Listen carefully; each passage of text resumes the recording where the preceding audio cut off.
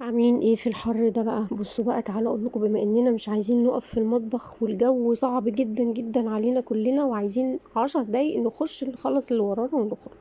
بصوا بقى، عندنا اكله سريعه وسهله وبسيطه جدا. انا كنت جايبه 5 وراك، قسمتهم نصين، يعني دول كده يعتبروا وركين ونص. اخدت الجزء ده لوحده وحطيت الدبابيس لوحده، هعمله على اكله تانية.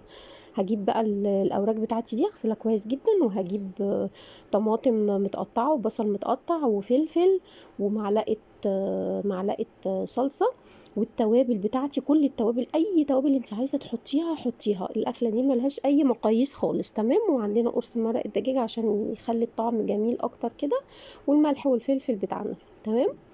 انا حطيت 7 بهارات وحطيت توم باودر، بصل باودر، كده حاجات، ايه، شويه توابل حلوه كده عشان تظبط ايه الطعم بتاعنا. بصوا، الاكله دي مش هتاخد معانا مواعين، هنعملها كلها في صينيه على بعضيها، ومش هتاخد معانا اي وقت ولا هتاخد معانا اي حاجه خالص. انا هحط كل ده على بعضه، هدعكه كويس جدا جدا في الفراخ، هتبل الفراخ كويس قوي. زي ما انتوا شايفين كده. هعملهم بقى ايه بايديا، لازم اعملهم بايديا كده. عارفه لما تدعكي الخضار كله في بعضه بايديكي كده، بيطلع الطعم والريحه بتاعته الجميله ديت. بيبقى تحفه. يعني مش عايزه اقول لكم، قبل ما يستوي انت بتبقي عايزه تاكليه ني من كتر الريحه الجميله اللي طالعه، وانتي بتتبليه كده. هنتبل الفراخ كويس جدا جدا جدا، تمام. قبل ما نكمل بقى، اعملوا لايك واعملوا شير واعملوا كومنت جميل كده برضو زيكم. آه زي ما انتوا شايفين كده، انا تبلت الفراخ وعملت ايه، جبت بقى كام بطاطسايه كده حلو، على قد العدد اللي عندك. انت بتعملي الكميه بتاعتك، سواء الفراخ سواء الخضار، على قد العدد اللي عندك في البيت. عملت كام بطاطسايه كده وقطعتهم، ايه، بس ايه، يكونوا تخان شويه، مش رفيعين، عشان يتحملوا معايا عقبال لما الايه الفراخ تستوي. هي الفراخ كده كده مش بتاخد وقت ايه طويل. ودعكت كله في بعضه، وهحطه بقى ايه في الصينيه، هرصه في الصينيه بتاعتنا. هحط البطاطس الاول، وبعد كده هحط عليها الفراخ وكل الخضار بتاعتي. في الوقت ده بقى انا ايه مسخنه الفرن كويس جدا. كمان عندي كاتل فيه ميه بتغلي. بعد لما ارصهم كلهم كده، هحط ايه يعني نص كوبايه ميه كده، ايه، بتغلي في الاخر، اوكي.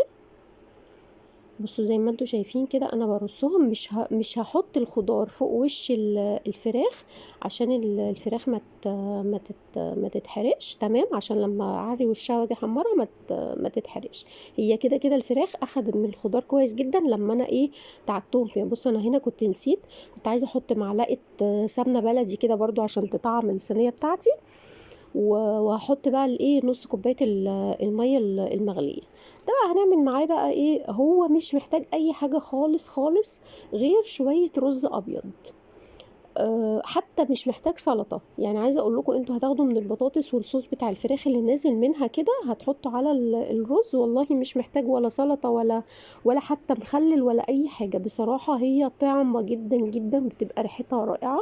بصوا، انا سبتها لما استوت الفراخ والبطاطس بتاعتنا، وبعد كده رحت شايله الفويل، ورحت ايه محمره وشها تحت الشوايه. بصوا مستويه جدا ازاي. بصوا انا بشيل لكم بالشوكه، مستويه جدا جدا جدا، يعني مش بجد مش محتاجه اي حاجه. بصوا البطاطس سليمه الواحده بوحدتها، وفي نفس الوقت هي زبده مستويه جدا.